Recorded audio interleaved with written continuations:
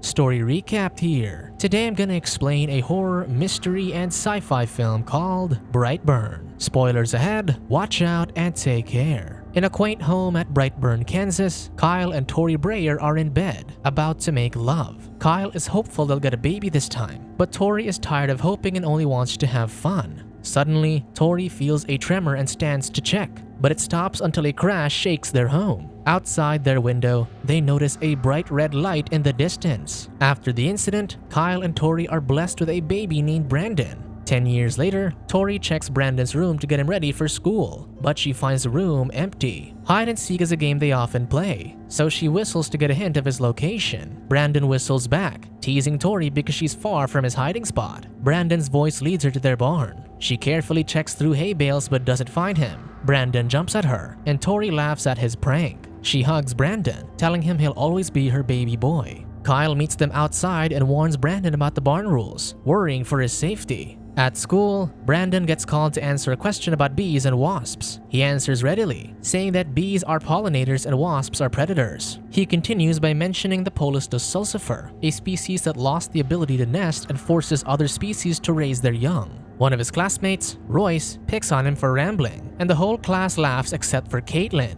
She comforts him, saying smart guys like him rule the world, and they smile at each other. That night, Tori checks on Brandon before settling down to paint. Red light pulses from the barn, and Brandon starts seizing in his room. Tori pauses from her painting, hearing a commotion, but Brandon's seizures stop, so she continues. Brandon wakes up and walks out of his window, causing Tori to hear a loud thud. Now concerned, she checks outside to see nothing wrong. She turns back, only to feel someone run behind her. She runs through her drying laundry and catches a glimpse of Brandon's back before disappearing. Tori sees the barn in the distance and searches for him there. She finds him muttering strange words and aggressively trying to open chain trap doors. Worried, Tori calls for him several times, but he doesn't respond. She reaches out to touch him, and he slowly looks at her before jumping in shock, confused. Tori comforts him, saying he's sleepwalking, but Brandon mentions hearing voices. Not wanting to worry him, she dismisses this and takes him back to bed. When Kyle checks on them, Tori lies to him about the barn incident, saying that Brandon simply sleepwalked downstairs. The next day, Kyle reveals to Brandon that he struggled when they first adopted him. When Tori leaves Kyle alone with Brandon, he is lost until he uses candy to calm him, solidifying his place as a father. The two bond over the same candy until Kyle leaves Brandon to mow the lawn. The lawnmower doesn't start quickly, and Brandon's frustration builds until he throws a machine across the yard.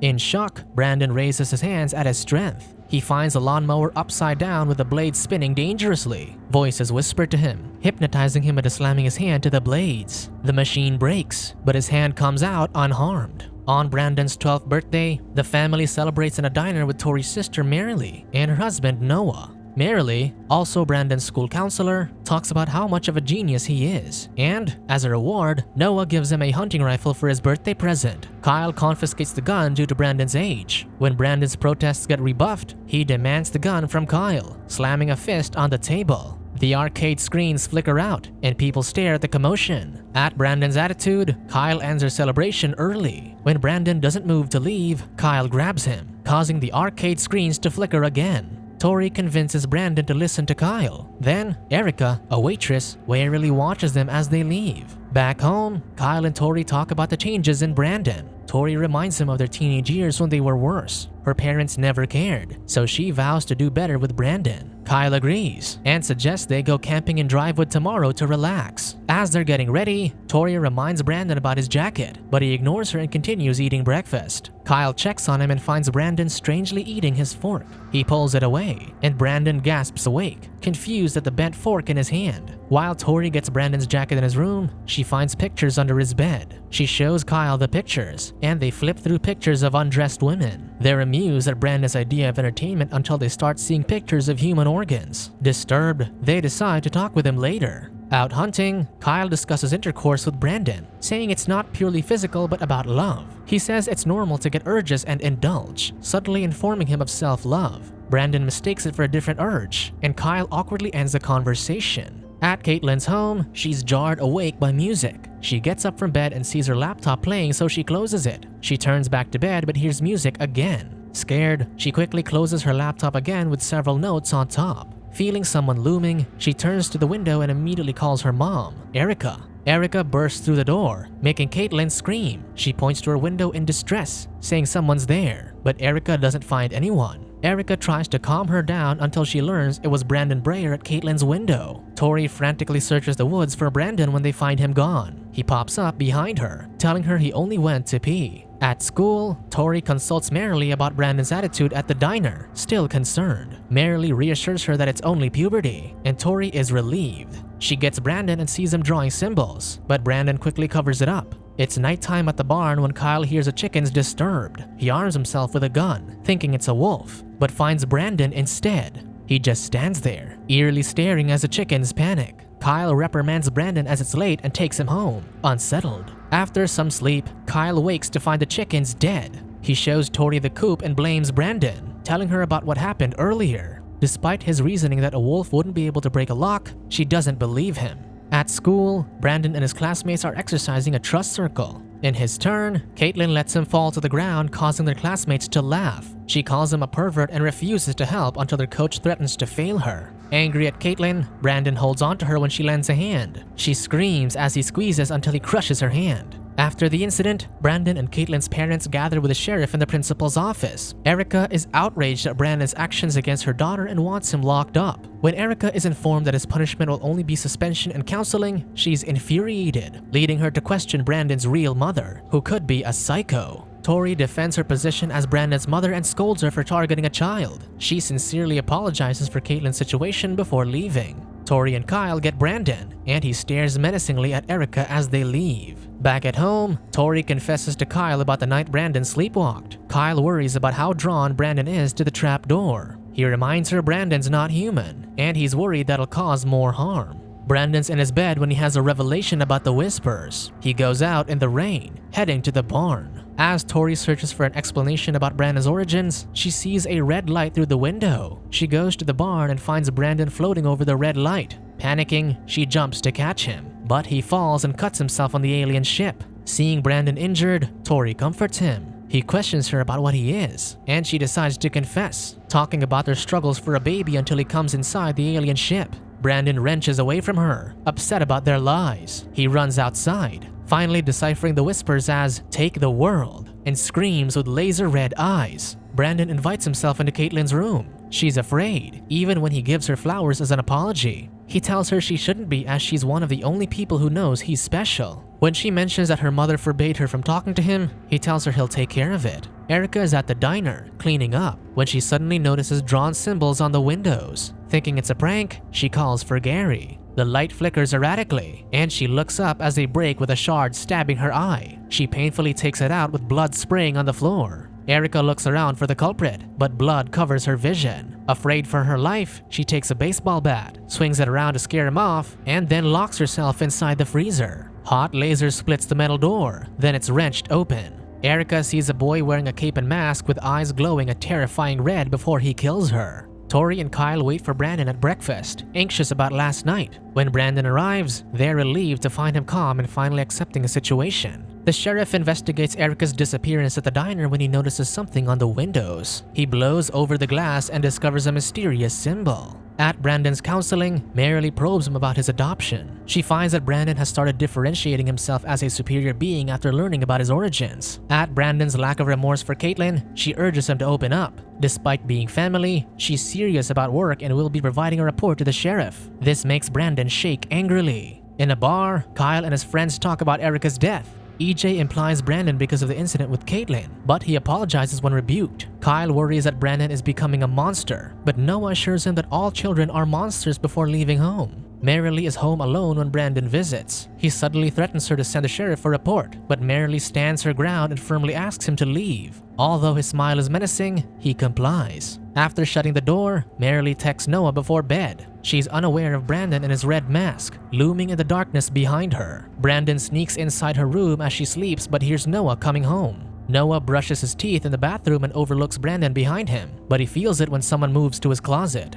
He turns on the light and jumps when he sees Brandon in his mask. Noah scolds him and drags him outside to his truck. Before going in, Brandon warns him not to tell his parents, but Noah isn't threatened. The light flickers as Noah goes to the driver's seat. When he doesn't see Brandon inside the truck, he goes to force him inside. Just as Brandon put on his mask, Noah grabs him and gets shot down by laser vision. Brandon disappears into the darkness, and Noah is terrified. He limps inside his car and drives away. After gaining distance, Brandon hits his truck, making him lose control. The car breaks down, and Noah desperately tries to start it. After hitting his headlights, he sees Brandon standing in front of his car. When the lights turn off and on again, he sees him flying, then disappearing. Noah anxiously looks around before Brandon lifts his truck in the air and releases it. The truck crashes headfirst into the ground, causing Noah to break his jaw on the steering wheel. Noah passes out as Brandon uses his blood to write a symbol on the road. Since Brandon hasn't come home, Kyle sits while Tori panic calls merrily. Brandon comes in,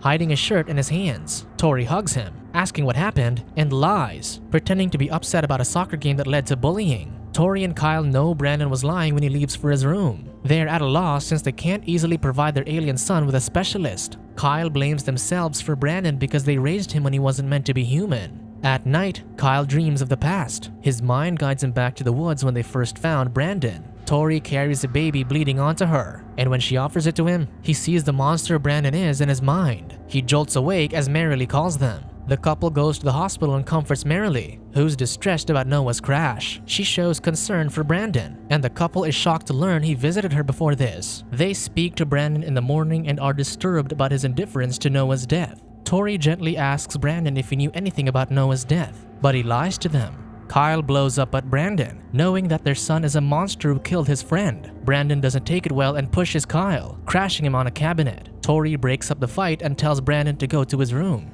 Kyle suspects Brandon is hiding a shirt for a reason. He searches Brandon's room while he showers and finds it stained with blood. He immediately hides the shirt, pretending to apologize for his actions. When Kyle shows Tori evidence of Brandon's crime, she turns a blind eye. Kyle gets frustrated with her, leading him to say he isn't their son. She gets upset with his words and leaves. While overlooking Noah's accident, the sheriff discovers the same symbol he found in Erica's case. Kyle looks at Brandon's baby trinkets and remembers his love for their son. He turns in for bed and tells Tori that he's taking Brandon camping to fix their relationship and show him his love. Tori is relieved and lets herself be embraced by Kyle's arm. Kyle and Brandon set off in the morning, their journey silent and strained. The sheriff visits Tori asking about Brandon. He shows her a photograph of the symbol at Noah's crash and describes it as a combination of two-letter B's, insinuating Brandon Breyer. Tori plays innocent, but the sheriff knows better. When she tells him to leave, the sheriff warns her that he'll return. She rushes to Brandon's room and finds his notebook full of the same symbols. She flips through it, horrified to see depictions of Erica and Noah's deaths. As Kyle and Brandon walk through the woods, Kyle raises his gun on Brandon while he's distracted. He sheds a tear at what he's about to do before he shoots him in the head. Brandon stands up, unaffected, turning a shocked expression at him. Kyle is terrified and reloads his gun, only for Brandon to disappear. He runs away, but Brandon quickly catches up and takes him down. As Kyle pleads for his life, Brandon hesitates before shooting lasers through his head, killing him.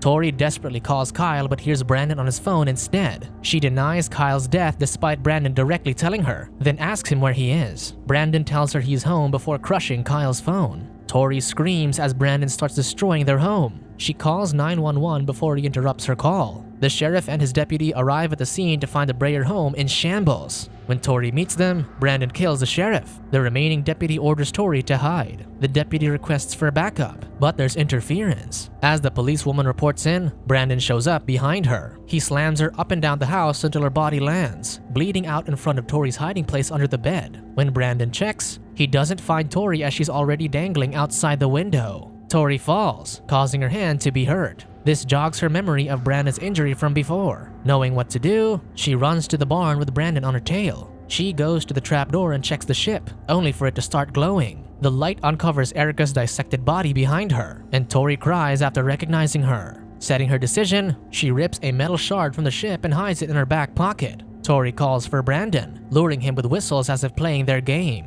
Brandon finds her, and Tori slowly approaches him, trying to make him recognize the good inside himself. When Brandon melts into her embrace, she raises her arm, intending to kill her son with a metal shard. But Brandon stops her. Brandon feels the pain of Tori's betrayal and shouts in rage. He takes Tori in his arms and crashes through the barn's roof. Tori's head comes up bloody from the crash, and as they fly higher and higher, she touches her son's face before he lets go, letting her fall to her death. Brandon sees a plane in the distance and uses it to cover up the deaths in the Breyer home. He innocently eats a cookie as a news crew reports about the mysterious plane crash, leaving Brandon as the only survivor.